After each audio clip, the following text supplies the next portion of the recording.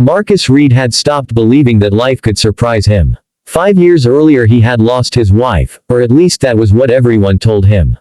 A terrible fire had destroyed a medical camp overseas where she had been volunteering. Authorities declared everyone inside dead. No bodies were recovered, but after months of waiting and endless pain, Marcus was forced to accept the impossible. He raised his little daughter Lily alone. He worked as a mechanic during the day and drove delivery trucks at night. He rarely complained. He simply kept moving. People respected his honesty but many pitied him. His wealthy father-in-law, Richard Hayes, blamed Marcus for his daughter's death and never missed a chance to humiliate him. Richard was one of the most powerful businessmen in the city. His influence reached politicians and judges. He constantly told everyone that Marcus had ruined his daughter's life and did not deserve to raise Lily. Marcus stayed silent because arguing only made things worse. Years passed. Lily grew into a kind little girl. She knew her father worked hard and she loved him deeply. But every night Marcus sat beside an old photograph and quietly remembered Emily, the woman he never stopped loving. On his arm he carried a small tattoo. It was a tiny moon with 3 stars around it. Emily had the exact same tattoo. They got them together when they were young and dreaming about having 3 children someday. Those dreams disappeared with the fire. One autumn afternoon Marcus took Lily to the park. While sitting on a bench drinking coffee, he noticed 3 little girls around 6 years old staring at him with wide eyes. They were identical triplets. Dressed in matching blue coats, they whispered to each other before one finally walked closer. The little girl looked at his tattoo and said something that made his heart stop. She smiled and said, "Our mommy has your tattoo too." Marcus almost dropped his coffee. He stared at the 3 girls in disbelief. Before he could speak, another little girl pointed at his arm and said their mother always kissed the same tattoo before sleeping. The 3rd girl smiled and said their mommy called it the promise moon. Marcus felt cold. The words promise moon belonged only to him and Emily. Nobody else knew those words. Before he could ask another question, a beautiful blonde woman came running toward the girls. She looked frightened. The moment Marcus saw her face, his entire world stopped. It was Emily. Older and thinner, but unmistakably Emily. She froze too. Tears instantly filled her eyes. Neither of them could speak. But before they could move, a black car stopped nearby. A wealthy man stepped out. It was Victor Kane, a powerful pharmaceutical executive and Emily's husband according to the girls. Victor quickly pulled Emily away and ordered the children into the car. Emily looked back in tears but said nothing. Marcus stood frozen as the car disappeared. He thought he was losing his mind. That night he could not sleep. Lily noticed her father crying for the first time in years. Marcus tried to convince himself that it had been a mistake. But deep inside he knew what he had seen. The next day he visited Richard Hayes and told him everything.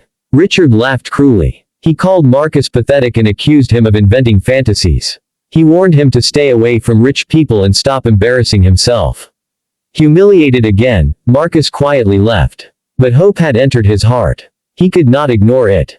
Days later he returned to the same park. He waited every afternoon, sometimes in the rain, sometimes until sunset. He almost gave up when one evening Emily appeared alone. The moment she saw him, she burst into tears. Marcus wanted answers but instead he simply asked if she was alive.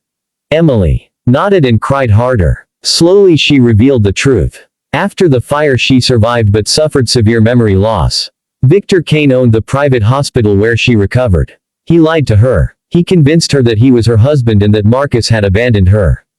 Years later fragments of her memories returned, but Victor threatened to take away the triplets she had given birth to. He controlled everything. His money and influence made him untouchable. Emily had spent years trapped in fear. Marcus listened quietly. His heart broke but he did not blame her. He only asked if she remembered the promise moon. Emily smiled through tears and touched the tattoo on her wrist. Hope slowly returned. They began meeting secretly. Marcus met the triplets and instantly loved them. The girls adored Lily. The 4 children became inseparable. But Emily remained afraid. Victor had powerful friends and expensive lawyers. He monitored her life and controlled her money.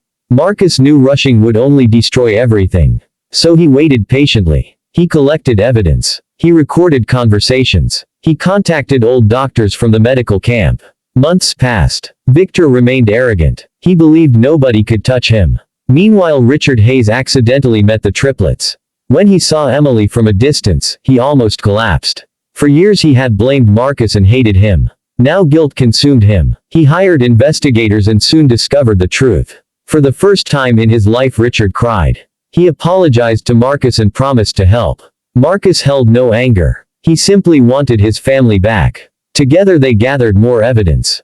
Then unexpected justice arrived. A nurse who had worked for Victor came forward. She confessed that Victor had bribed hospital employees and falsified documents. News channels exploded with the story. Police launched investigations. Victims from other cases stepped forward. Hidden crimes surfaced. Victor's powerful friends abandoned him. The same man who once controlled everyone suddenly found himself alone. During the trial, Emily bravely told her story. Marcus stood beside her without saying a word. The entire courtroom listened in silence. Victor was sentenced to prison for fraud, blackmail and multiple crimes. His empire collapsed. Reporters called it one of the biggest scandals in years. But Marcus wanted no revenge. He only wanted peace. Months later, Emily and the children moved into Marcus's modest home. Life was not perfect. The girls sometimes felt confused. Emily still struggled with painful memories. But every evening they ate dinner together and laughed. Richard Hayes visited often and spoiled all four girls equally. One winter night the triplets sat beside Marcus and asked why he always smiled when looking at their mother. Marcus laughed softly and showed them his tattoo. The girls immediately showed theirs. Emily had given each daughter a tiny temporary version of the promise moon when they were babies. Tears filled Marcus's eyes. Emily smiled and confessed that even without memories, something inside her heart never forgot him.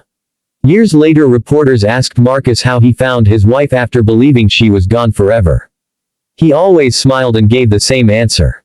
He said 4 little girls changed his life. One daughter he had raised with love, and 3 little strangers who walked up to a lonely man in the park and innocently said, "Our mommy has your tattoo too."